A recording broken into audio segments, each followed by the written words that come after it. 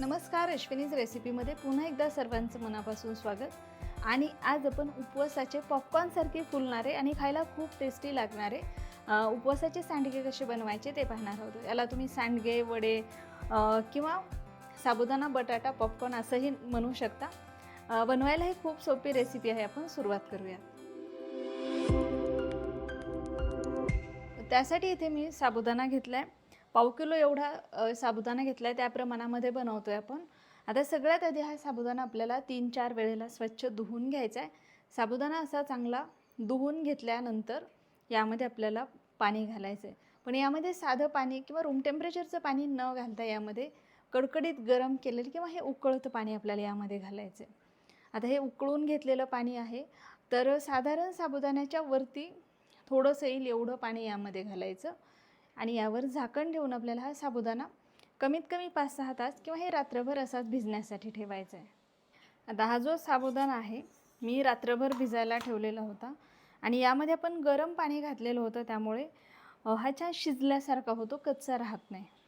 बघू शकता साबुदाणा एकदम व्यवस्थित भिजला गेलेला आहे। त्याला थोडंसं असं चमच्याने आपल्याला मोकळं करून घ्यायचे। आता हा फार मोकळा तर होणार नाही, कारण यामध्ये आपण गरम पाणी घातलेलं होतं, त्यामुळे तो शिजल्यासारखा झालेला आहे। तर जेवढं मोकळं करता येईल तेवढं करूयात। आता हा साबुदाणा मी एका थोड्या मोठ्या भांड्यामध्ये काढून घेते, ज्यामध्ये आपल्याला व्यवस्थित हे मिक्स करता येईल असं भांडं घ्यायचं।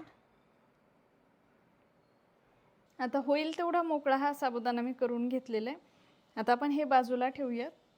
आता इथे मी बटाटे घेतलेले आहेत, 3 मध्यम आकाराचे बटाटे आहेत आणि वजनाने हे पाव किलो एवढे, जेवढा साबुदाणा तेवढेच बटाटे घेतलेले आहेत। आता याला आपण पील करून घेऊया, त्याची साल काढून घेऊया।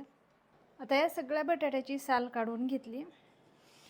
आता आपल्याला एका भांड्यामध्ये पाणी घ्यायचं आहे आणि त्यामध्ये आपल्याला हे बटाटे किसून घ्यायचे, पण खिसण्याची जी मोठी बाजू असते त्याने मी किसून घेते। खूप बारीक किसू नका, मध्यम यानेही किसून घेऊ शकता। डायरेक्ट असं पाण्यामध्ये जर किसलं तर बटाटं काळं पडत नाही, लाल पडत नाही। आता सगळे बटाटे किसून घेतलेले आहेत। आता याला आपल्या 2 ते 3 वेळेला धुवून घ्यायचं, हे पाणी काढून टाकायचं आणि पुन्हा दुसऱ्या पाण्याने धुवून घ्यायचं आहे। आता हे 2-3दा धुवून घेतलेलं आहे। आता आपल्याला एका भांड्यामध्ये पाणी गरम करायला ठेवायचं आहे, पाणी चांगलं गरम होऊ द्यायचं। आता पाण्याला उकळी आली, त्यामध्ये थोडंसं मीठ घालूया, खूप जास्तही घालायचं नाही। आणि त्यामध्ये आपण जो बटाट्याचा किस तयार करून घेतला आहे तो घालूयात। आता याला आपल्याला शिजवून घ्यायचे, खूप जास्तही अगदी त्याचा लगदा होईल एवढंही शिजवायचं नाही। आता याला उकळी यायला लागली, खूप जास्तही वेळ लागत नाही, पटकन होतं हे। याला एकदा आपण चेक करूयात। बघा आता हे हळूहळू ट्रान्सपरंट व्हायला लागले। आता 3-4 मिनटं झालेली आहेत। आपण याला मोठ्या फ्लेमवरती शिजवून घेतलं आहे आणि हे बघू शकता हे व्यवस्थित शिजलं गेलेलं। ह्याचे तुकडेही व्हायला नकोत, अगदी लगदाही होऊ द्यायचा नाही। गॅसची फ्लेम मी बंद करते आणि याला आता आपण लगेचच काढून घेणार आहोत, म्हणजे हा जो बटाट्याचा किस आहे तो अखंड राहायला हवा। काढून घ्यायचं, ह्यातलं पाणी निथळून घ्यायचं आणि जो आपला साबुदाणा आहे भिजवलेला त्यामध्ये हे घालायचं। आता हे गरम गरमच आपण या साबुदाण्यामध्ये मिक्स करून घेऊया।